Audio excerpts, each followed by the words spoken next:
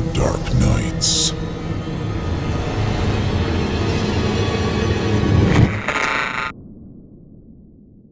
The following audio production is sponsored by Costume Supercenter.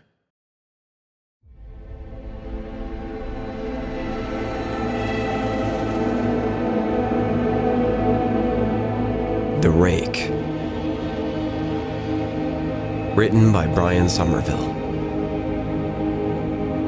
Narrated by Jeff Clement, featuring Todd Farrell, Phil Santamaria, Peter Bishop, and Rebecca Peason.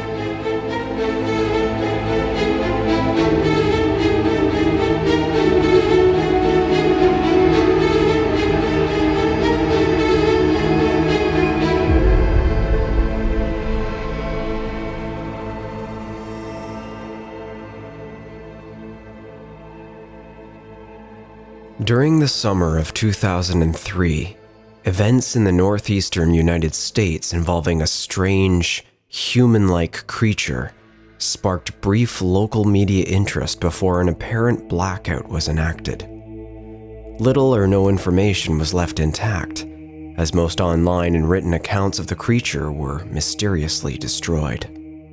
Primarily focused in rural New York State, self-proclaimed witnesses told stories of their encounters with a creature of unknown origin. Emotions ranged from extremely traumatic levels of fright and discomfort to an almost childlike sense of playfulness and curiosity. While their published versions are no longer on record, the memories remained powerful. Several of the involved parties began looking for answers that year. In early 2006, the collaboration had accumulated nearly 24 documents dating between the 12th century and present day, spanning 4 continents. In almost all cases, the stories were identical. I've been in contact with a member of this group and was able to get some excerpts from their upcoming book. The Rake. A Suicide Note. 1964. As I prepare to take my life, I feel it necessary to assuage any guilt or pain I've introduced through this act. It's not the fault of anyone other than him. For once I awoke and felt his presence, and once I awoke and saw his form. Once again I awoke and heard his voice and looked into his eyes. I cannot sleep without fear of what I might next awake to experience. I cannot ever wake. Goodbye. Found in the same wooden box were 2 empty envelopes addressed to William and Rose, and 1 loose personal letter with no envelope. Dearest Linny, I've prayed for you. He spoke your name. A journal entry, translated from Spanish, 1880. I have experienced the greatest terror. I have experienced the greatest terror. I have experienced the greatest terror. I see his eyes. When I close mine, they are hollow, black. They saw me and pierced me. His wet hand. I will not sleep. His voice.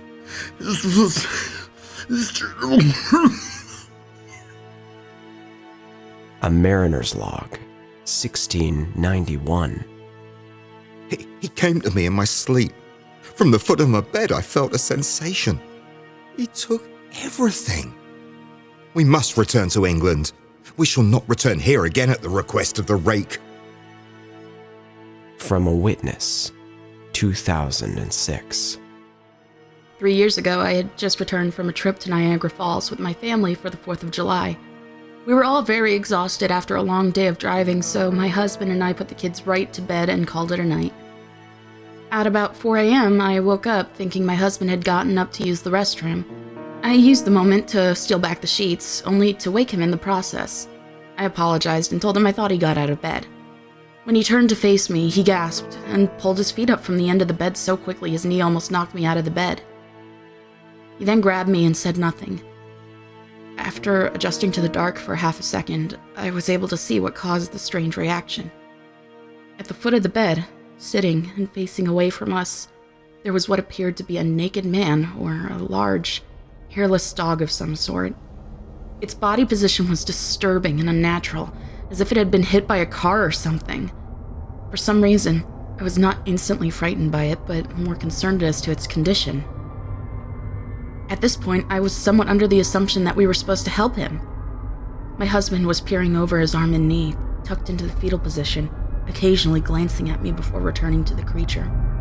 In a flurry of motion, the creature scrambled around the side of the bed and then crawled quickly in a flailing sort of motion right along the bed until it was less than a foot from my husband's face. The creature was completely silent for about 30 seconds, or probably closer to 5. It just seemed like a while. Just looking at my husband, the creature then placed its hand on his knee and ran into the hallway leading to the kids' room. I screamed and ran for the light switch, planning to stop him before he hurt my children. When I got to the hallway, the light from the bedroom was enough to see it crouching and hunched over about 20 feet away. He turned around and looked directly at me, covered in blood. I flipped the switch on the wall and saw my daughter Clara. The creature ran down the stairs while my husband and I rushed to help our daughter. She was very badly injured and spoke only once more in her short life. She said, "He is the Rake." My husband drove his car into the lake that night while rushing our daughter to the hospital. He did not survive. Being a small town, news got around pretty quickly. The police were helpful at first, and the local newspaper took a lot of interest as well. However, the story was never published, and the local television news never followed up either. For several months, my son Justin and I stayed in a hotel near my parents' house. After we decided to return home, I began looking for answers myself.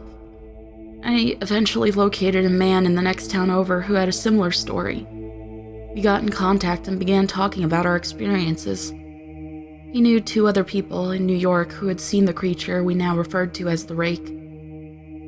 It took the 4 of us about 2 solid years of hunting on the internet and writing letters to come up with a small collection of what we believed to be accounts of the Rake.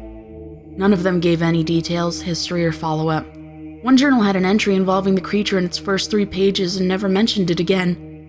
A ship's log explained nothing of the encounter, saying only that they were told to leave by the Rake. That was the last entry in the log. There were, however, many instances where the creature's visit was one of a series of visits with the same person. Multiple people also mentioned being spoken to, my daughter included. This led us to wonder if the Rake had visited any of us before our last encounter. I set up a digital recorder near my bed and left it running all night, every night for 2 weeks. I would tediously scan through the sounds of me rolling around on my bed each day when I woke up. By the end of the 2nd week, I was quite used to the occasional sound of sleep while burning through the recording at 8 times the normal speed. It still took almost an hour every day. On the first day of the 3rd week, I thought I heard something different. What I found was a shrill voice. It was the Rake. I can't listen to it long enough to even begin to transcribe it.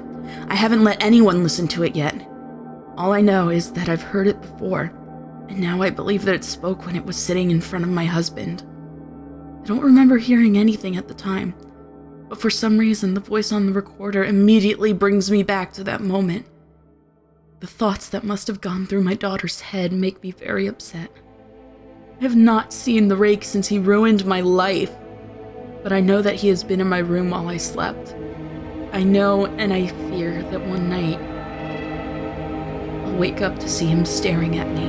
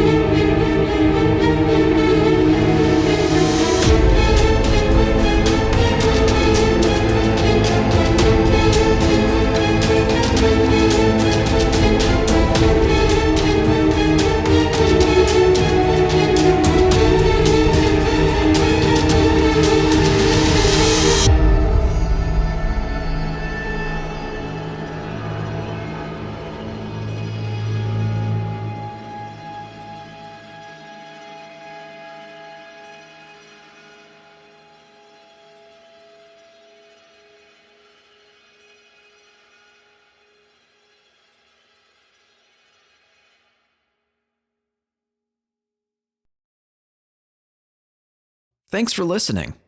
The preceding audio production was sponsored by Costume Supercenter, your one-stop shop for costumes, party supplies, and more, delivered right to your door. For a super selection at super low prices for every occasion, visit www.costumesupercenter.com.